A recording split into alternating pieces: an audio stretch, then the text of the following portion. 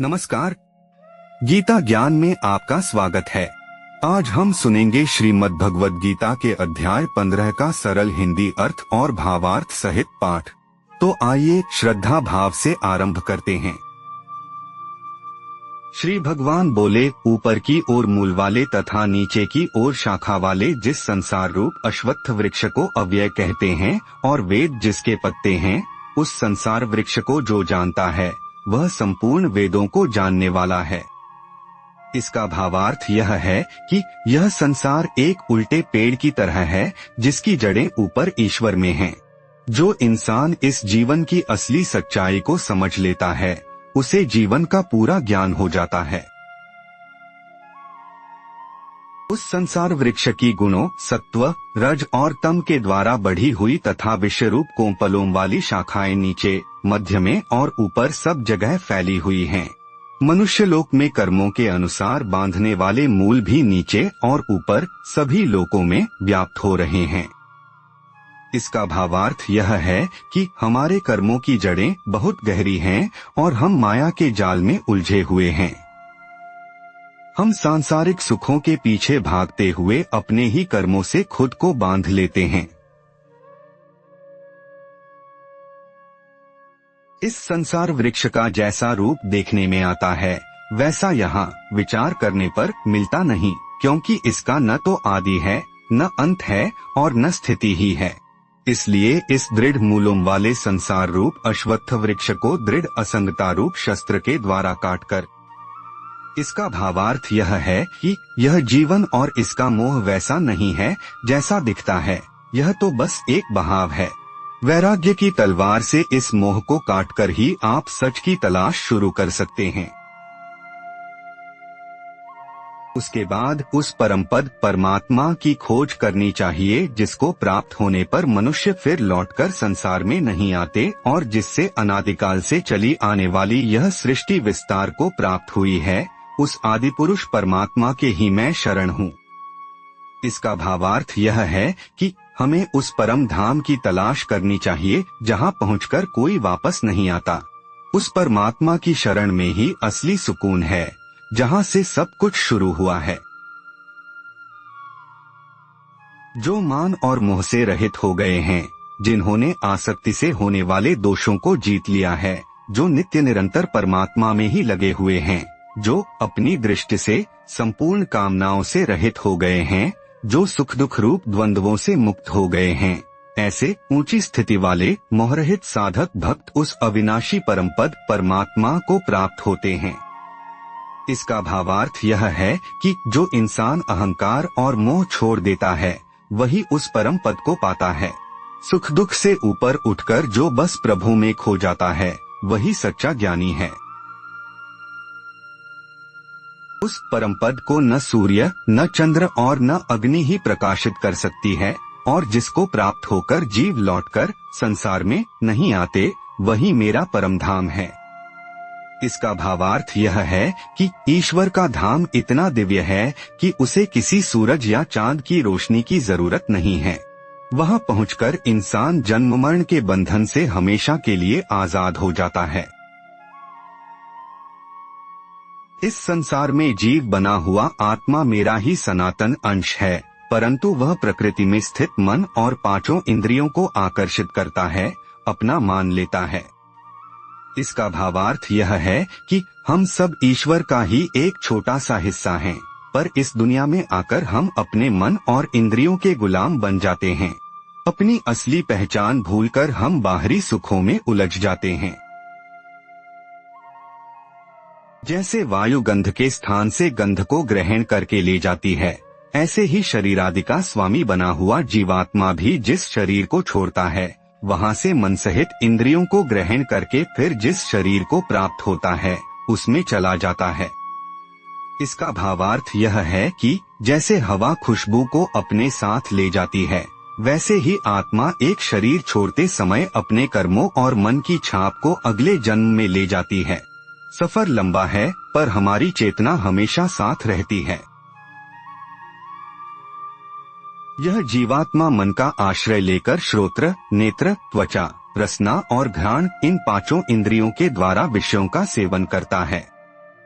इसका भावार्थ यह है कि हमारी आंखें, कान और बाकी इंद्रियां बस एक जरिया हैं।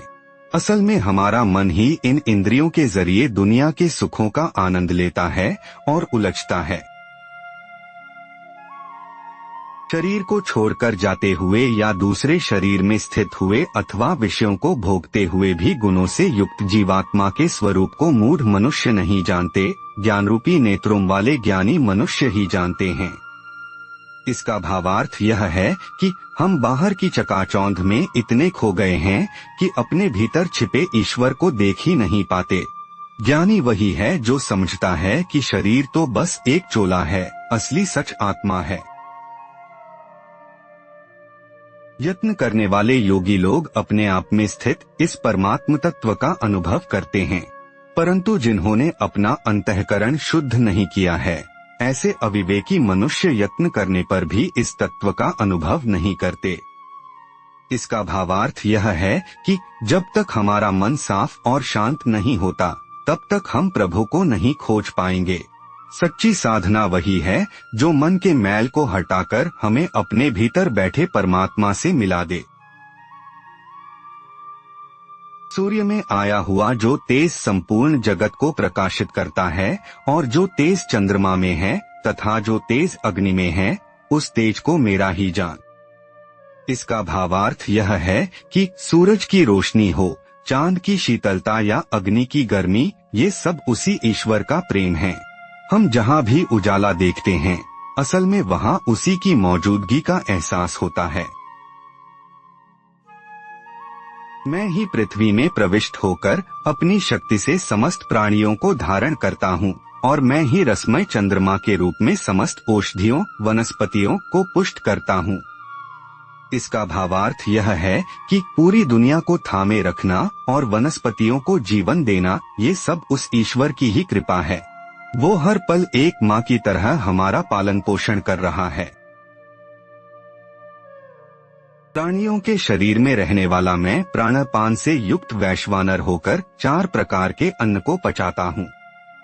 इसका भावार्थ यह है कि हम जो कुछ भी खाते हैं, उसे पचाकर शक्ति देने वाला भी वही परमात्मा है जो हमारे भीतर बैठा है। हमारा जीवन उसी की दी हुई ऊर्जा से चल रहा है। मैं संपूर्ण प्राणियों के हृदय में स्थित हूँ। मेरे से ही स्मृति, ज्ञान और अपोहन, संशय आदि दोषों का नाश होता है। संपूर्ण वेदों के द्वारा मैं ही जानने योग्य हूँ। वेदों के तत्व का निर्णय करने वाला और वेदों को जानने वाला भी मैं ही हूँ। इसका भावार्थ यह है कि ईश्वर कहीं दूर नहीं, बल्कि हमारे दिल के पास ही धड़क रहा है। हमारी याददाश्त, समझ और हर उलझन को सुलझाने वाला वही है। वो ही जीवन का असली मकसद है। इस संसार में क्षर, नाशवान और अक्षर, अविनाशी, ये 2 प्रकार के पुरुष हैं। संपूर्ण प्राणियों के शरीर नाशवान और कूटस्थ जीवात्मा अविनाशी कहा जाता है। इसका भावार्थ यह है कि यह शरीर तो बदलता है और एक दिन खत्म हो जाएगा, लेकिन हमारे अंदर जो आत्मा है वो हमेशा बनी रहती है। हम सिर्फ एक नश्वर शरीर नहीं, एक अमर अस्तित्व हैं। उत्तम पुरुष तो अन्य ही है जो परमात्मा नाम से कहा गया है। वही अविनाशी ईश्वर तीनों लोकों में प्रविष्ट होकर सबका भरण पोषण करता है। इसका भावार्थ यह है कि इन सबसे परे एक परमपिता परमात्मा है जो तीनों लोकों को संभालता है। वही हम सबका असली सहारा और अविनाशी रक्षक है। मैं अक्षर से अतीत हूँ और अक्षर से भी उत्तम हूँ, इसलिए लोक में और वेद में पुरुषोत्तम नाम से प्रसिद्ध हूँ।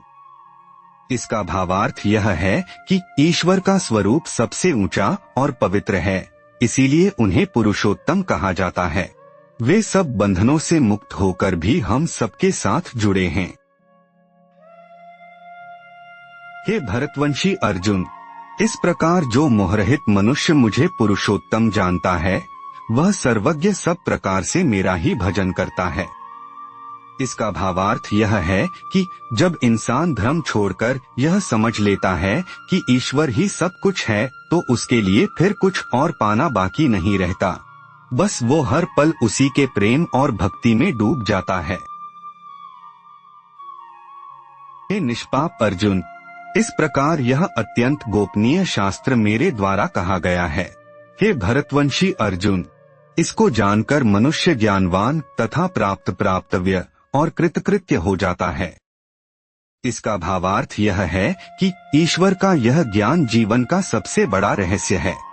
इसे समझकर इंसान जीवन की भागदौड़ से मुक्त हो जाता है और उसे असली संतुष्टि मिल जाती है। इस प्रकार श्रीमद् भगवद गीता के अध्याय 15 का पाठ पूर्ण हुआ। वीडियो पसंद आया हो तो लाइक, शेयर और सब्सक्राइब करें। जय श्री राधा कृष्ण।